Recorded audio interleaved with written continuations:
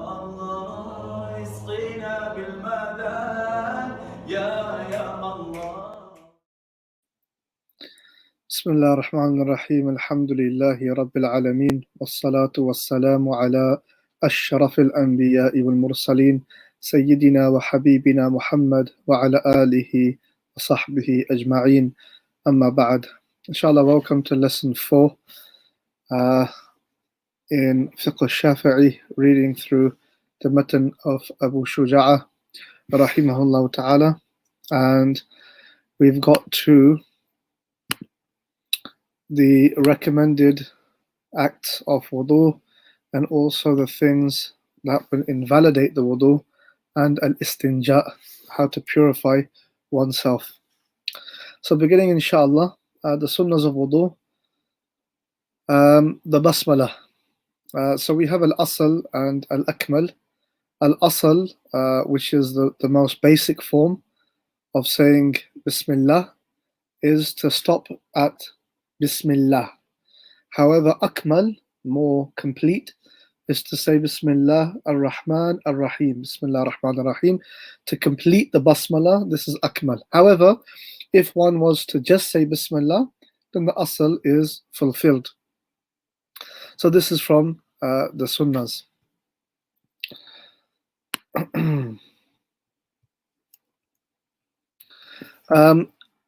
Number 2, one intends dhikr by it and not recitation. Of course, we know that the Basmalah is in the Quran, and in the school of Imam Shafi'i is even the first verse of Surah al-Fatiha. According to the Shafi'i school, to say Bismillah ar-Rahman ar-Rahim, Alhamdulillahi Rabbil Alameen in Surah al-Fatiha, that is verse 1, and Alhamdulillahi Rabbil Alameen is verse 2. However, in the other schools, it's not considered to be the first verse, albeit it's considered to be the beginning. Of course, Bismillah ar-Rahman ar-Rahim is there in Surah Naml also. So it's a verse in the Quran. So when one says the Basmalah, they make the intention of dhikr and not of qira'ah. The intention has to be for dhikr. Number 3, if one forgets it, then one says it whenever one remembers. This is important. It's like saying the Basmalah in any act. We know that the Prophet ﷺ said, Kullu amrin dhi bal lam yubda bi bismillah fahuwa abtar. Any act of any worth that is begun without the Basmalah is void of blessing. So this is true of food, eating, drinking, anything of khair, of goodness, we begin it with the Basmalah. And then the Prophet taught us, sallallahu alayhi wa ala alihi wa sahbihi sallam, that if we forget, we say the Basmalah whenever we remember. And in the case of eating, for example, or drinking, whatever, so the Prophet told us that when we forget to say the Basmalah, that Satan eats with us and drinks with us, etc. So if during the meal, or even at the end, even if there's even one luqma, one bite remaining, if we were to say the Basmalah, then Satan is forced to throw it up, whatever he has consumed. Alayhi la'natullah. May Allah's curse be upon him. So whenever we remember, we say the Basmalah. However, there is no need if one has finished the wudu. Now, the scholars differed as to what does it mean. Does it mean that when one has finished the last act of wudu, or the dua, the famous dua, Ashhadu an la ilaha illallah wa ashhadu anna Muhammadan abduhu wa rasuluh, Allahumma ja'alni min at-tawwabin wa ja'alni min al-mutahhirin, etc. That is it after that dua. And so the scholars, some of them, and the position that we take, is that as long as the dua is remaining, so one has not completed the dua, then they are still within that state of making wudu, since this final sunnah is remaining. So as long as the dua has not been made, if somebody was to, let's say, they walk out of the bathroom and they are now going to make this dua, they have not spoken a word, etc., and they remember that they forgot to say the Basmalah, if they were to say the Basmalah at this point, then they achieve that sunnah and inshallah achieve that reward. However, if they recited the dua and then they remember, now they can say Bismillah, and that's a beautiful thing, and they will get reward for it. However, it will not be considered as the sunnah of wudu. So the first 3 sunnahs that precede the wudu, and the remainder of the sunnahs are within the wudu. So 3 sunnahs precede the wudu, and the remaining sunan are within the wudu itself. The wisdom in the first 3 are to check that the characteristics are pure: color, taste, and smell. So for example, when I wash my hands, which is a sunnah, when I wash my mouth, al-madmada, when I clean my nose with the water, al-istinshaq, when I do these things, this gives me an opportunity to smell the water, to taste the water, to see the water. I take the water up, I can see the water very, very clearly and up close. I can taste it when the water's in my mouth, and I can smell it, especially when it's being used to clean my nose. So in this way, before we move on to the fard, the first obligation of wudu, we are able to test to make sure that the water is appropriate and correct for ablution. Because we know that if one of these 3 characteristics, as we talked about before, of water, color, taste, and smell, if they are not upon their original khilqah, their natural way, how that water should have been, even if that natural water is different to what we may think. Let's say water in where I am from has certain characteristics. However, I go to a different part of the world and that water has different kinds of characteristics, a different color, let's say, but that is their water. That would be fine to make wudu with. However, if it changes in one of those characteristics, then we know that wudu is not going to be correct for, that water is not going to be correct for wudu. So these sunan beforehand allow us the opportunity to make sure that water is appropriate for our wudu. And in that is a great wisdom. So washing the hands, including the wrists, 3 times before entering them into a utensil. Very rarely, unless you're going camping, do people make wudu using a utensil. People will use the tap to make their wudu. However, of course, we know that one's hands may be dirty. We know the hadith of when one wakes up, the Prophet ﷺ specifically says, do not dip your hands into the utensil, but pour the water with your left hand onto your right, and then clean your hands. And once your hands are clean, then you may dip them into the water. And we talked about this in one of the previous lessons, that even when we dip our hands into the utensil, we must be careful to have in our minds that we are only using our hands as a tool to pull that water out of the utensil. We should not make the intention of the sunnah of washing. So if I was, let's say I have a small amount of water, of course it's less than qullatayn, and we discussed the qullatayn and its measure before. If I was to now put my hands in, let's say it's time for me to wash my arms, and I was to put my hand in with that intention of washing my arms, then the water that's within this small amount of water has become musta'mal, used water, in which case I cannot now use the remainder of that water to make the rest of my wudu. So it's important that when we put our hands, if we are using a utensil, when we put our hands in, that we are mindful that this is not a sunnah of the wudu, but we are just merely taking the water out in order to wash whatever we are intending to wash. Of course, it's 3 times. We know that this is a sunnah of the Prophet ﷺ, and it will come later, but we do not go over 3 times unless there is a need. Rinsing, so the third is rinsing the mouth and sniffing water into the nose. Sometimes I write this as 3 and 4. Regardless, rinsing the mouth and sniffing water into the nose. To exaggerate in the rinsing, except the one fasting.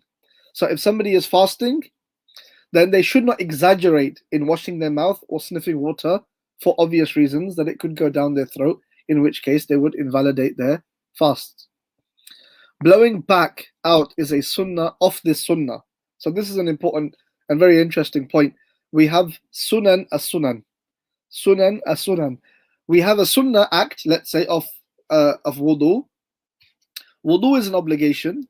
It has certain obligations and it has certain sunan. Sometimes there is a sunnah of that sunnah.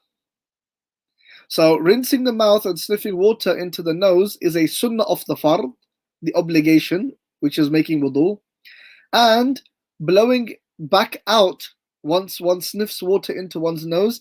This is a sunnah of this sunnah of sniffing water into one's nose. So the original sunnah is to sniff water into one's nose, and the sunnah of that is to blow it back out. It is best to combine the washing of the mouth and rinsing of the nose in one go 3 times. One can also take the water in 2 goes. In the first, wash the mouth 3 times, and in the second, go rinse the nose 3 times. Essentially, there are a number of ways. Sometimes they list around 3 different ways that one could do this. 2 very popular ways. One is that somebody puts water in their mouth 3 times, and then they put water in their nose 3 times. The dominant position and the preferred position in the Shafi'i school is that with one taking of water, so I've taken some water into my hand, I use that water and I take some of it into my mouth, and I've still got the remaining water within my hand. And once I spit that water out, I then take the rest into my nose, and then I blow my nose. So in this way, I'm only taking water 3 times, and each time I take water, I use it to wash my mouth and to sniff water up into my nose. Number 4, wiping the entire head and avoiding the khilaf. We know that there are 3 very, very dominant, strong positions within Sunni Islam. One is the position of Imam Malik, which is that it is obligatory to wipe the entire head. The entire head. The position of Abu Hanifa is that it's obligatory. They all recognize, let me remind you that all of the fuqaha recognize that it is sunnah or recommended to wipe the entire head in wudu. However, they differ as to what is obligatory, yani what is the minimum amount that one must in order to achieve a wudu. For Imam Malik, the minimum is the entire head. For Abu Hanifa is a ruba'. It's a quarter of the head. It could be any quarter of the head, but it must be a quarter of the head. And for Imam Shafi'i, any part of the head, even if it is, a hair. Any part of the head, this would be sufficient to fulfill the obligation. And they all take it from the same verse of the Quran, وَامْسَحُوا بِرُؤُوسِكُمْ. But how do you take that? Is it mutlaqan, as Imam Shafi'i says, that where it's any part of the head? The head is the word that is used. For Imam Malik, it's, well, we don't know, it's the entire head. That's the only obvious answer for Imam Malik. And the way that they understand the ba'. And for Abu Hanifa, he used a hadith which is a very popular hadith about the Prophet ﷺ making wudu and wiping a quarter of his blessed head, sallallahu alaihi wasallam. So they differ, and they have their arguments and their usuli arguments and their textual arguments, and they're very, very strong and interesting. And inshallah, perhaps Allah will give us tawfiq to speak about that at the next level, inshallah, of reading. Forwards and backwards if the hair is to a side. Meaning, of course, if you look at, if my hair is going back, when I wipe, I'm wiping one side of the hair. Whatever hair is on the bottom side, I'm not going to be wiping that hair. So if I was to wipe all the way to the back, then I return my hands back so that I get the other side of my hair, meaning the underside of my hair also. In that way, I'm able to wipe over all of my hair. However, if one's hair was so short that with one wipe they've covered all of the hair, then they do not need to go backwards again. It is also from the sunnahs of wiping to wipe long hair beyond the head. So if my hair goes beyond my head, then I continue my hands along and I wipe that hair. And in this way, I wipe all of my hair. So not just what's actually on my head, but even what is extending off my head. Number 5, wiping the ears, outer and inner, with fresh water 3 times. So I've wiped my head, and in the Shafi'i school, it's sunnah to wipe your head 3 times. This is qiyas upon all the other sunnahs of wudhu. So I wipe my head once, I take fresh water, I wipe my head a second time, I take fresh water, I wipe my head a third time. Once I have taken, I've wiped my head 3 times, I take fresh water and I wipe the outer of my ear. This is considered the outer side. And I, with my index finger, and with my thumbs, I clean, or I wipe, sorry, the back of my ears. And I take fresh water a second time, and I do this a second time. I take fresh water and I do this a third time. Some have even gone on to say that I take fresh water and I use my pinky fingers and I clean inside the canal. And then I come back out and I do it a second time. I take fresh water and I do it a third time. And this is based upon qiyas from all the other sunnahs of wudu. As for the neck is not wiped in our school, except that Imam al-Rafi'i differs. Some even considered it an innovation since the hadith is fabricated. So the hadith is Mashul Raqaba Aman min al-Ghul. Ghul is a collar of iron placed around the neck. So this is a report, but some have considered this report to be fabricated. But based upon that, some scholars have said that one can do it. But the majority of scholars and the dominant position is that the neck is not wiped. And Imam An-Nawawi was very, very harsh with regards to the wiping of the neck. Number 6, combing with wet fingers a thick beard. The one in ihram should do it lightly or avoid it entirely. If a light beard, then this combing becomes obligatory and not merely recommended, and the water must reach the skin. So when I'm combing the beard, if it's a thick beard is a beard where you cannot see the skin through it. Then combing that beard is going to be sunnah. There are different methods of people of how the scholars have mentioned it, meaning taking one's fingers like this and pushing through the beard. However, if it's a light beard and the skin can be seen, then it's not a sunnah any longer, but it is an obligation now to make sure that that water gets through to the skin. So that's important. So if it's a thick beard such that you cannot see the skin through it, then it is sunnah to do khilal, to comb the beard with one's fingers. If it is a light beard, then it is not sunnah, but it is an obligation to make sure that the water reaches the skin. However, in ihram, one is not supposed to cut one's nails or hair, etc. So one should do it lightly or avoid it. Why? Because it's more devastating for one to lose one's hair in ihram than for one to fulfill the sunnah at this point, according to some scholars. So they would say avoid the sunnah and avoid losing any hair whilst in ihram. And some said no, you can do it, but do it lightly if you know that it's not common for your hair to fall out when you comb it or you put your fingers through it. Number 7, combing with wet fingers, the other fingers and toes, if the water reaches in between without the combing. If not, then combing becomes obligatory. So if when I washed my hands, I know the water reached into, the nooks and crannies. If I know that this is the case, then doing khilal like this, wiping my fingers through, then this is sunnah. However, let's say with the feet in particular, it's not easy for water to reach into those areas, and I know this, then it becomes obligatory for me to make that khilal, for me to comb through with my fingers, my toes, to make sure that water has reached those areas. Number 8, the right side before left, except in the case of hands and ears. Essentially, the rule is when washing our body parts, it's sunnah to always begin with the right side, and we know that, and this is a very it's a very normal and popular sunnah for generally in our lives. However, hands, ears, cheeks, anything that there is that when you are washing, normally you would do it together, and even when it comes to the hands and the ears, then there's no right first then left, you just do them together. Number 9, each act is done 3 times. It is disliked to go over 3 unless due to need. So for example, if somebody was to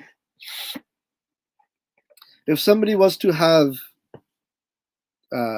they did not feel as though they fulfilled the washing, or that they've missed a part, then as many times that is needed to achieve the obligation.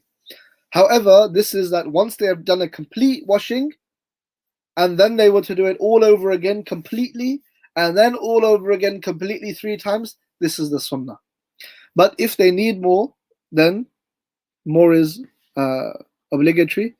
But if they do not need it, then going over 3 is disliked.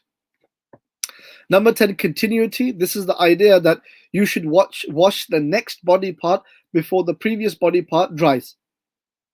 And the scholars would write things like, in normal circumstance, when the weather is normal, meaning that not when it's too cold or too hot, where your body is likely to dry up quicker. But in a normal temperature, you should make wudu such that by the time I'm washing my arms, I've washed my arms and I'm moving towards my feet, for example, or I'm wiping my hair, that the arms should not have dried up.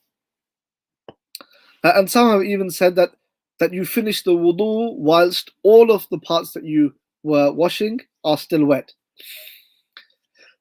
However, in the school of Imam Shafi'i and in the school of Imam Abu Hanifa, if there is a gap between them, then it will not affect the wudu, and one does not re-intend the wudu, but one merely continues with the original intention. Additional sunnahs, italatul ghurra wal-Tahjeel. This is essentially that here are my elbows. When I finished washing the elbows, that I go over. It's necessary for us to always go a little bit over to make sure that we've included it, because it's important to make sure that we covered all of the area. So it's necessary for us to go a little bit over. However, italatul ghurra wal-Tahjeel is to go over and extend that washing. And this comes from a hadith which is mentioned in Sahih Muslim, where the Sahaba, they said, Ya Rasulullah, wa ta'rifuna, like, and how are you going to recognize us? Meaning on the Day of Judgment. There's going to be so many people on the Day of Judgment. How will you recognize us, O Messenger of Allah? And he said, Sallallahu Alaihi Wasallam, or sorry, what they said is, will you recognize us? And he said, Na'am, yes. Tariduna alayya ghurram muhajjalin min athar al-wudu laysat li ahad ghayrikum. He said, Sallallahu Alaihi Wasallam, that you will come to me ghurram muhajjalin.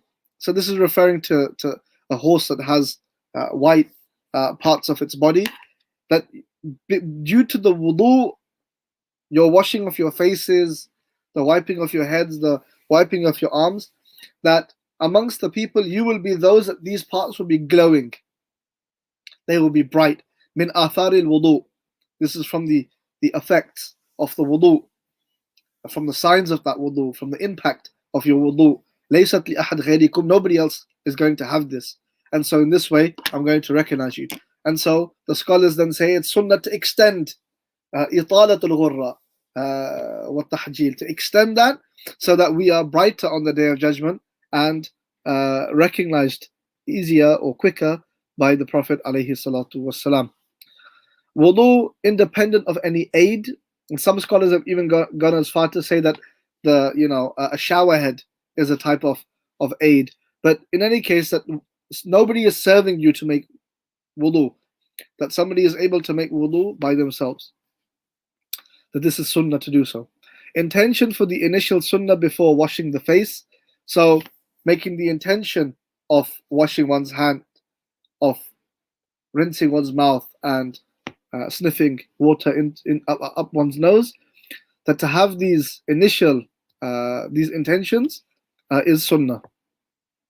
Maintaining one's intention until the end, and this is the idea of hudur, of keeping presence in the wudu, that to maintain one's intention throughout the wudu. Rubbing the washed parts, a dalk. So once I washed my arms, then I rub the parts that I am washing. And in the school of Imam Malik, this is obligatory. avoiding speech, so kalam fudul, to just speak with somebody whilst they are making wudu next to you, this is makruh, and so therefore avoiding speech is sunnah. Avoiding splashing, ending with the famous dua of ashhadu an la ilaha illallah wa ashhadu anna muhammadan abduhu wa rasuluh, Allahumma ja'alni min at-tawwabin wa ja'alni min al-mutahhirin, and some have added on subhanakallah wa bihamdik, and they have added on, and some have even ended with salawat upon the Prophet ﷺ. In any case, the entire dua will be it'll be on the website, inshallah. And the Prophet ﷺ said about this dua that if somebody makes wudu and then they end with saying this, specifically, ashhadu an la ilaha illallah wa ashhadu anna muhammadan abdu wa rasuluh, Allahumma ja'alni min at-tawwabin wa ja'alni min al-mutatahhirin, that all of the gates of paradise will be open for that person, and he or she can enter from any gate that they wish. It's a huge reward promised to us by the Prophet ﷺ for doing such a simple act. And also following the wudu with 2 units of prayer. And we know that when the Prophet ﷺ, when he went on his mi'raj, he said that whilst I was in paradise in Jannah, I could hear footsteps.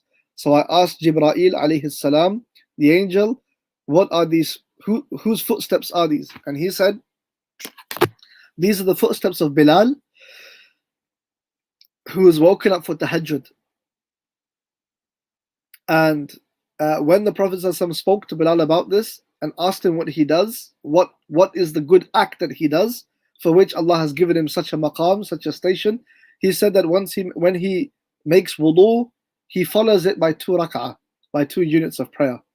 And this achieved for Bilal, of course, with his intention and his station and his hal, it achieved him such a maqam that his footsteps on this earth are heard within the heavens. Subhanallah. Okay, so moving on to al-Istinjā. So you have 4 elements. We have the one that's doing the Istinjā, the means, the tool by which Istinjā is being achieved, the place, and the done for. So we're going to talk about these, and there are rulings pertaining to them. Why would you make Istinjā is the 4th factor here. Aspects of it are obligatory, whilst others are etiquette, meaning hay'at, adab. It is obligatory to avoid facing the sun or turning one's back to it when there is no wall 3 arms length in between. And this also goes for the moon. So if somebody was to be relieving themselves out in the open, so let's say somebody is traveling through the desert, for example, and they are in this situation where they could directly see the sun and moon with no barrier in between them, then this would be it would be impermissible for them to do that, but there should be a barrier of a minimum of 3 arms length. So I mean, in our day, within the bathroom setup that we have, this is not a problem. Using an item requires it to be clean, extracting, and non-sacred. It's a principle. So whether it's toilet paper or pebbles, how they used to in the past, as long as it's extracting, meaning it can remove the filth, and it is not sacred. So using pages of books, particularly religious books, will not be permitted. Likewise, using something that is not only not extracting but also harmful, so glass, for example, would not be permitted. It is only obligatory for impure substances, therefore excluding things like wind, tapeworm, and kidney stones. So what needs to exit from the 2 private parts, the front and the back, that requires now one to make istinja? What makes istinja obligatory? So this excludes things like wind, so breaking wind, tapeworm, and kidney stones. However, it is recommended for the latter 2. So tapeworm and kidney stones, it's recommended. Why? Because one does not know whether they have some filth with them. It would be difficult to tell. In which case, it's recommended to make istinja just to cover all bases. Some have even said it is makruh for wind, So with regards to wind, breaking wind, it's makruh to make istinja for wind. And there's a statement attributed to Abu Hanifa who called it a bid'ah, an innovation in the religion, if somebody was to make istinja due to wind. Of course, if there was a situation, if somebody was not feeling well, and if along with wind there was some filth that exited, then they would be making istinja due to that filth, not due to the wind. So we do not make istinja due to breaking wind.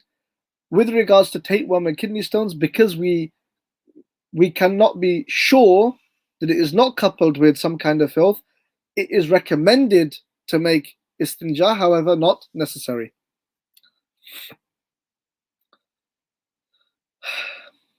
Of course, if somebody knows for sure that these things are mixed with filth, then they must make istinja, not because of the tapeworm or the kidney stones, but because of the filth.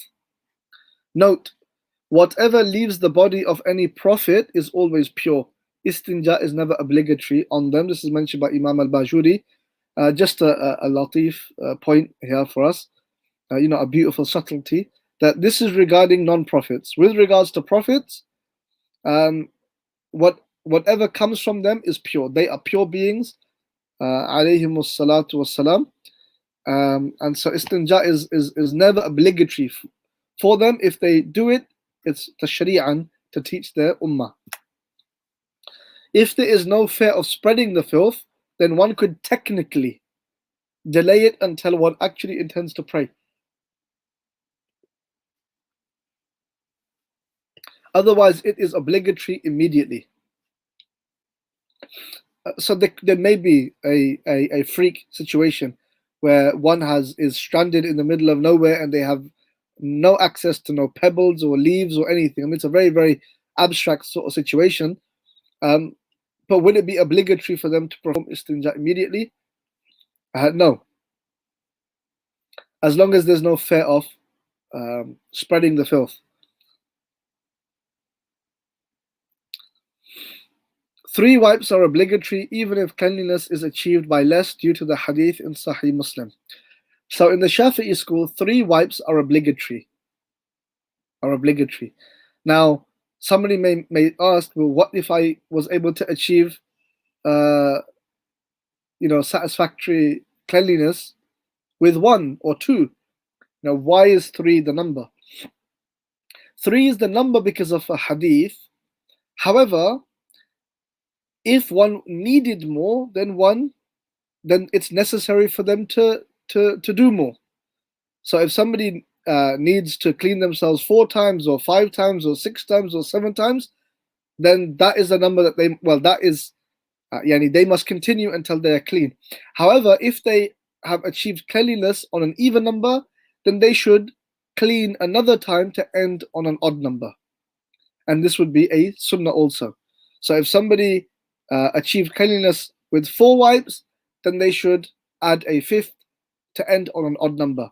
However, the minimum is 3, and this comes even if one was to have achieved cleanliness before that or with less than that.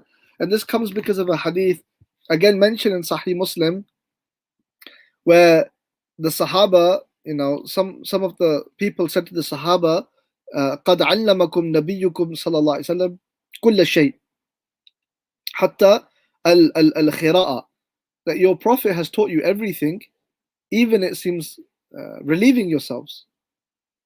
And they said, Ajal. And this is reported by Sayyidina Salman al-Farisi radiyallahu anhu, who said, Ajal. He said, yes, of course.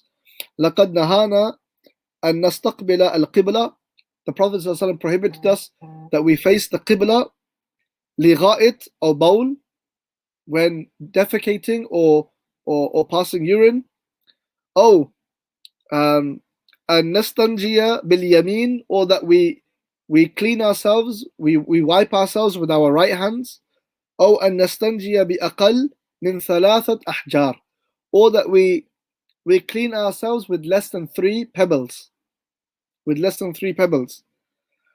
نستنجي برجيع أو بعظم, or that we perform istinja, meaning we clean ourselves with dung or with bones.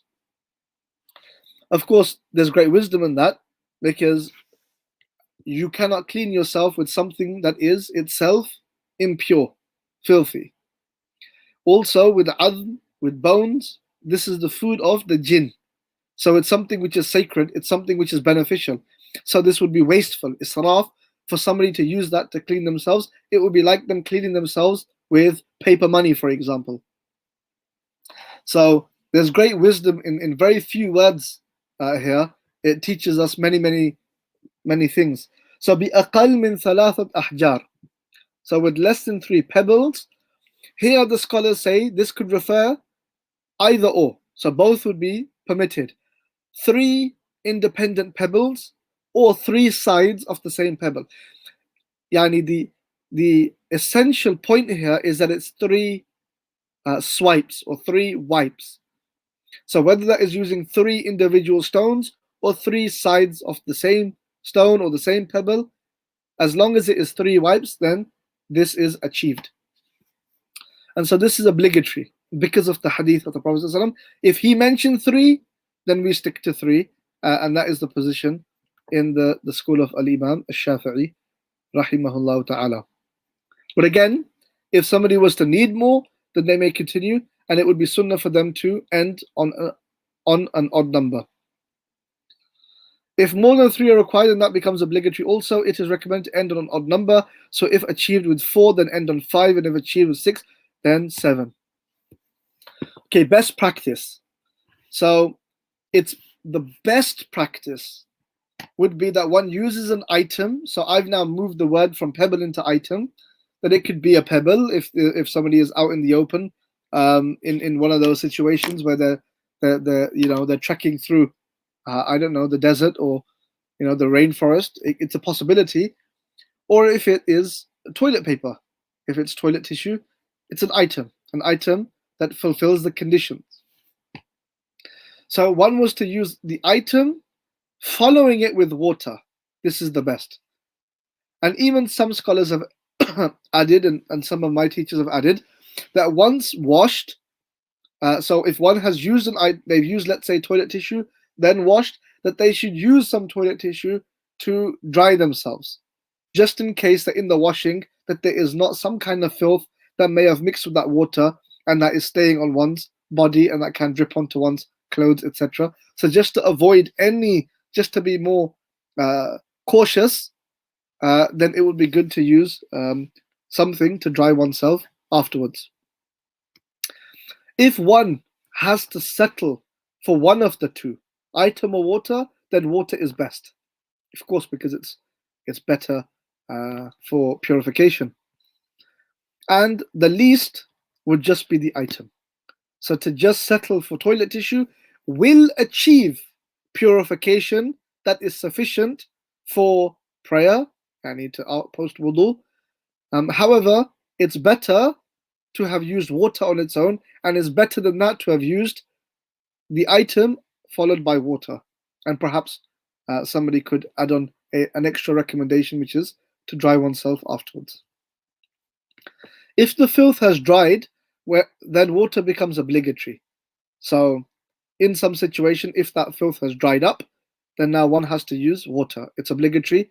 It's not sufficient any longer to use an item.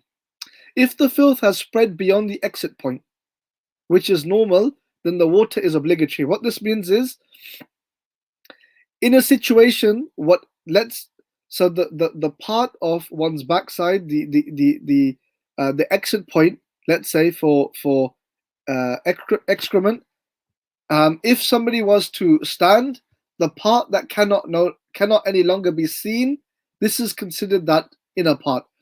If it has spread further from that part, then it's now obligatory to use water, and it's not sufficient to confine oneself solely to the item. If one becomes soiled by filth from an external source, then water is obligatory. So this is an important point, that the using of an item, let's say pebbles or toilet tissue, to clean oneself of filth is specific to when this filth has exited from the 2 private parts. Any other filth on our body must be washed away using water. It's not sufficient to use anything other than pure water. There's a difference amongst the different madhabs on this. You can use anything essentially to remove, as long as it is removed, then water is not a condition. In the school of Imam Shafi'i, pure water is a condition.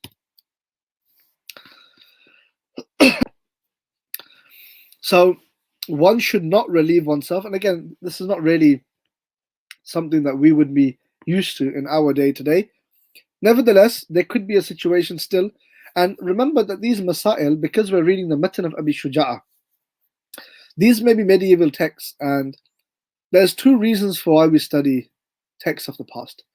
We can study these texts purely for the subject matter, and we can also read them to gain a skill of understanding.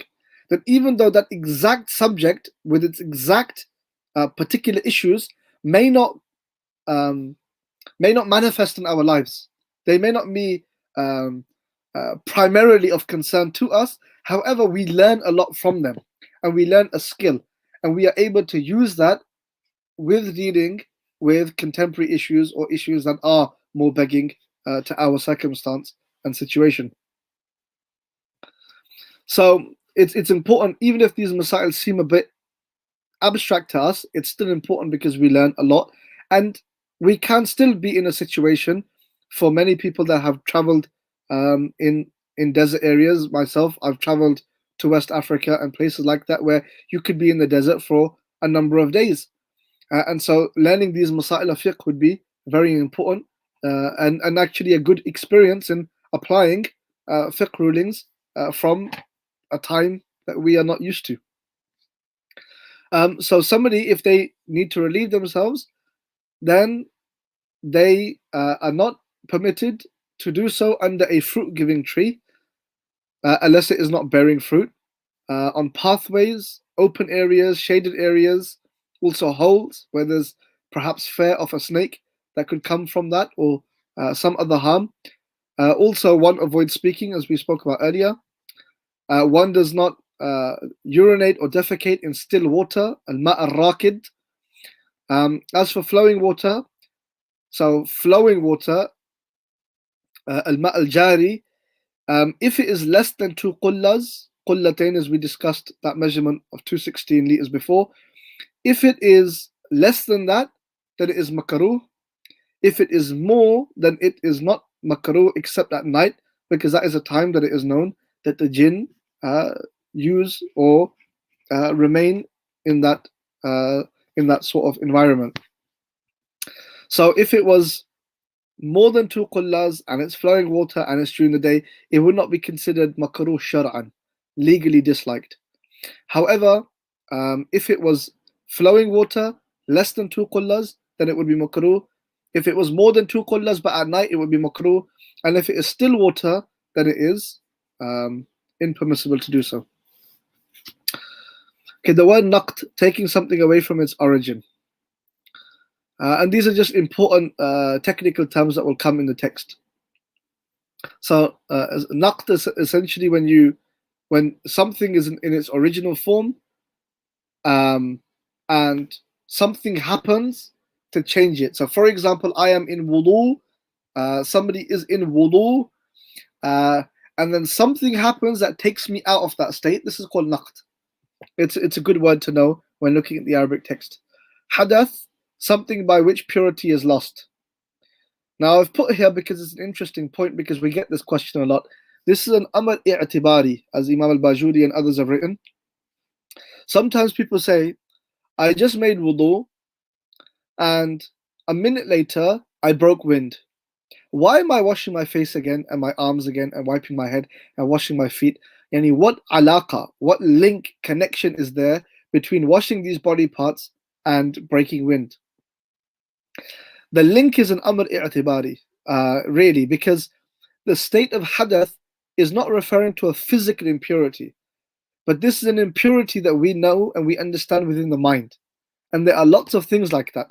Like, for example, the link between me and my brother. It's called brotherhood. This brotherhood between us. Or the link between me and my father. This relationship of brother to brother, of father and son. This has no physical existence. The father exists, the son exists, the brother exists, the brother exists. But that relationship does not exist physically in the world, but it exists as a construct in our mind. And so hadath in this way, although that impurity, you cannot physically see it like you can see impurity, it's ghair mar'i, you can't see it, but it exists. Just as these relationships are real, this impurity is real. Nobody would deny that I have this relationship with my brother or with my father. Nobody would deny that. Because it is real, even if it does not physically exist in the world.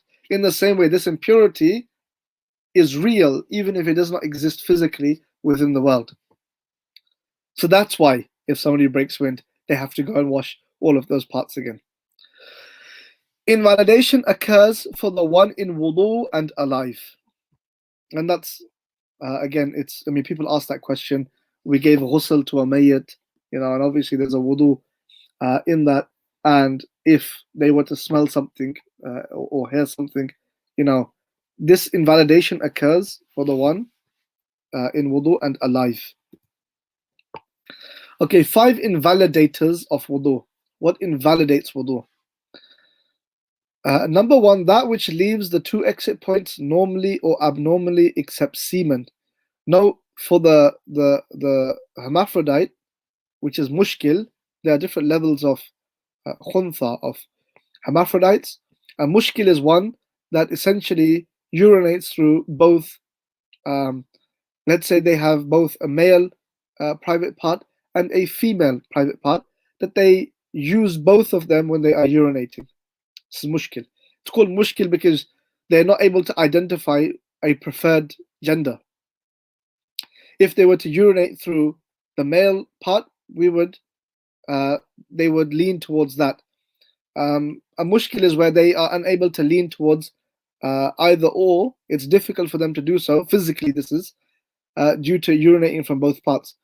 So the naqtul wudu, this naqt, the word that we spoke about earlier, taking something away from its origin, that this will happen when something exits from both parts. Number 2, sleep when. So I shouldn't jump over this. So going back to number 1, that which leaves the 2 exit points normally or abnormally except semen. Okay, so semen, because in the Shafi'i school, semen is considered pure because it's the asal of the human being, and so it's not najis.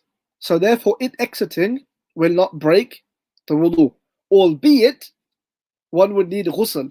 So it's one of those interesting situations where you can technically, at least in theory, have somebody upon whom it is obligatory to make ghusl and not wudu. It's one of those interesting situations. Will that ever truly transpire? Why? Because you have pre-ejaculative semen, etc., things that may, in a normal situation, precede the ejaculation of semen, and those things are all impure and require wudu. That they would break one's wudu. So it's just semen.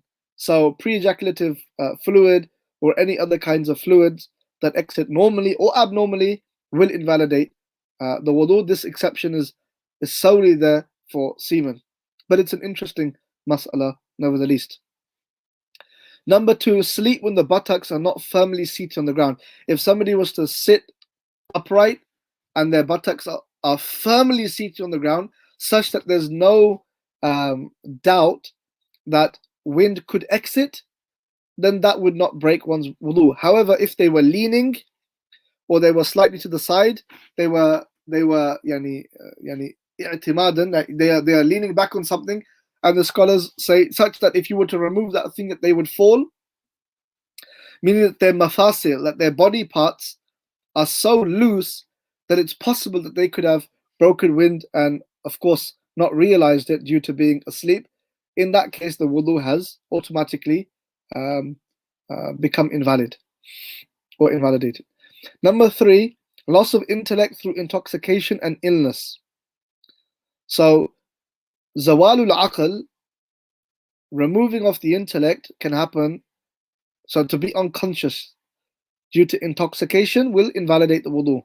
Due to some kind of illness, swoon, madness, etc., all of this will remove one's wudu. Even if firmly seated, this is someone that cannot distinguish between right and wrong.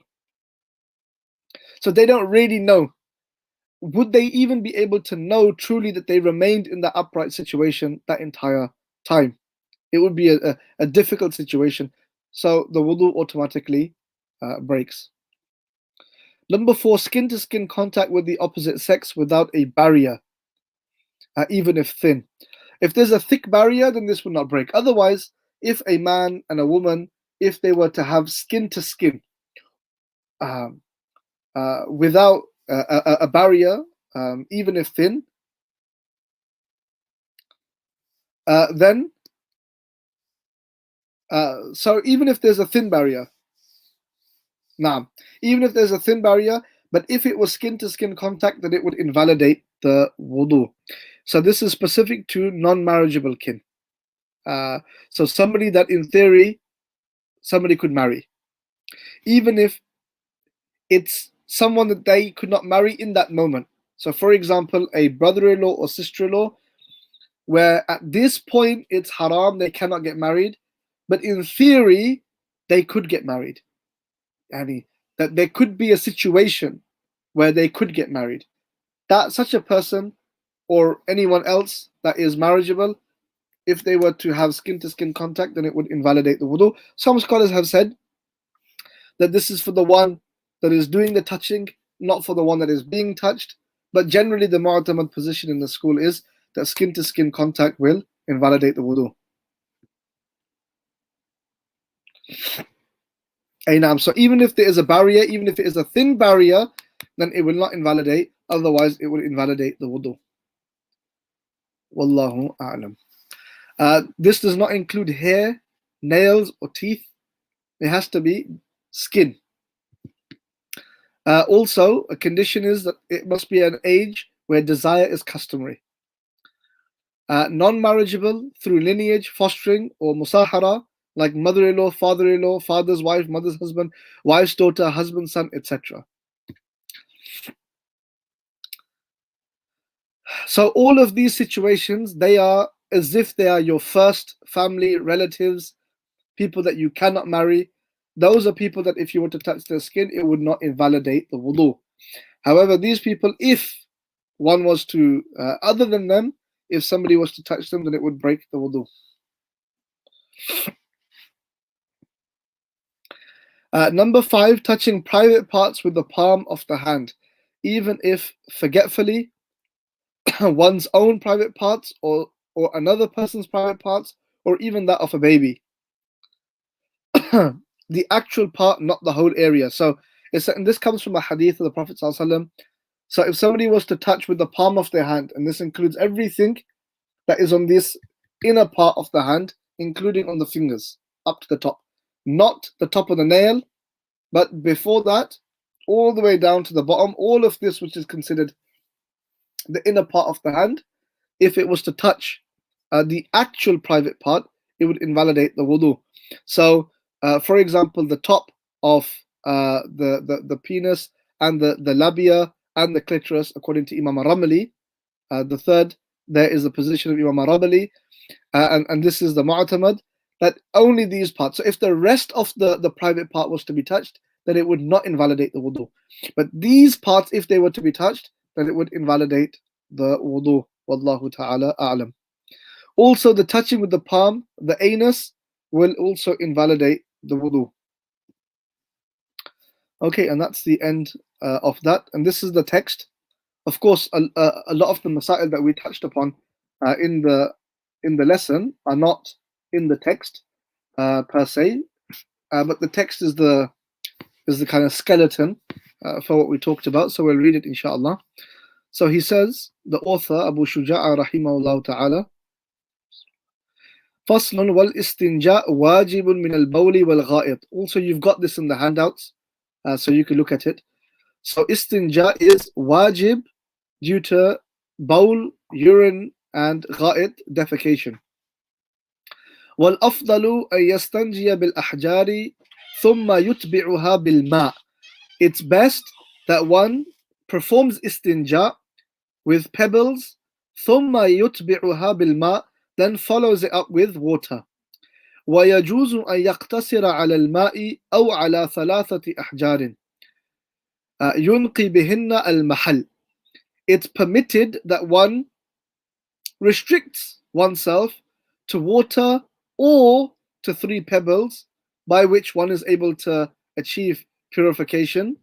فإذا أراد الاقتصار, if one intends to settle على أحدهما, for one of them, فالماء أفضل, then water is best.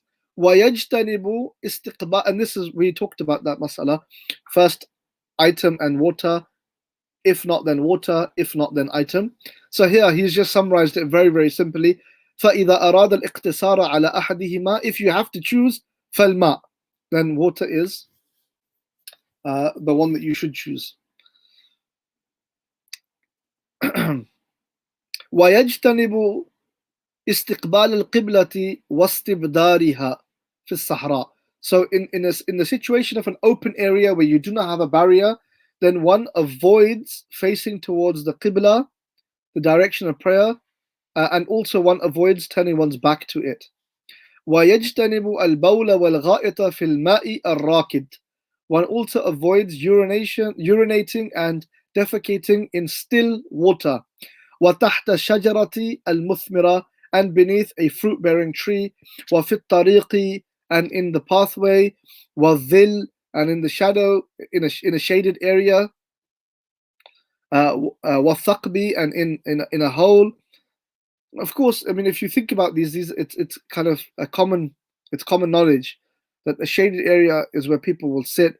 A fruit-bearing tree is where somebody will go and they will collect fruit. In the pathway, these are places where it will be harmful to other people, and so one avoids relieving oneself in these areas. And there can be exceptions, like the fruit-bearing tree. Some of the scholars say that if it was in a situation where it was heavy rain, somebody is stuck in that situation, they have permission of the owner of that tree, then it would not be considered a problem. وَلَا يَتَكَلَّمُ عَلَى الْبَوْلِ وَالْغَائِطِ, one does not speak when they are relieving themselves. وَلَا يَسْتَقْبِلُ الشَّمْسَ, and they do not face the sun. وَلَا وَالْقَمَرِ, nor the moon. وَلَا يَسْتَبْدِلُهُمَا, and nor do they turn their backs to them. فَصْلٌ وَالَّذِي يَنْقُضُ الْوُضُوء. So as for that which invalidates the wudu, ينقض, that word النقد that we spoke about earlier. وَالَّذِي يَنْقُضُ الْوُضُوء, so that which invalidates the wudu, ستة أشياء, are 6 things. مَا خَرَجَ مِنَ السِّبِلَيْن, that which exits from the two private parts. وَالنَّوْمُ, sleep, على غير هيئة التمكن, على غير هيئة المتمكن, so in a way where one is not is firmly seated. وزوال العقل, and unconsciousness, بسكر, due to intoxication, or marad, or an illness. ولمس الرجل المرأة الأجنبية من غير حائل, and the man's touching a woman who is ajnabiyya, and we talked about that, is non-marriageable, without a barrier. وَمَسُّ فَرَجْ الْآدَمِي, and touching the private parts of a person, whether it's oneself or somebody else. بِبَاطِنِ الْكَفْ, with the inside part of the hand. وَمَسُّ حَلْقَ دُبُرِهِ عَلَى الْجَدِيد, and touching the anus itself, according to the Jadid school, according to the school of Imam al-Shafi'i's, according to his Jadid school, which is, we talked about it in the introductory lesson, his Qadim and Jadid. His Jadid school is the school where it's essentially the same school, but where he revises some of his earlier positions, and this occurs when he moves to Cairo. So according to the earlier position, according to the later school, the mass of the actual anus itself will invalidate the wudu. Wallahu subhanahu wa ta'ala a'lam. Inshallah naktafi bihada. We end with this inshallah ta'ala. Barakallahu feekum. And we ask Allah subhanahu wa ta'ala to accept this from us, and Allah subhanahu wa ta'ala give us tawfiq to understand His religion in the way that is pleasing to Him. Inshallah tabaraka wa ta'ala. Barakallahu feekum. Assalamu alaikum wa rahmatullah. Wa sallallahu ala Sayyidina Muhammad wa ala alihi wa sahbihi ajma'in.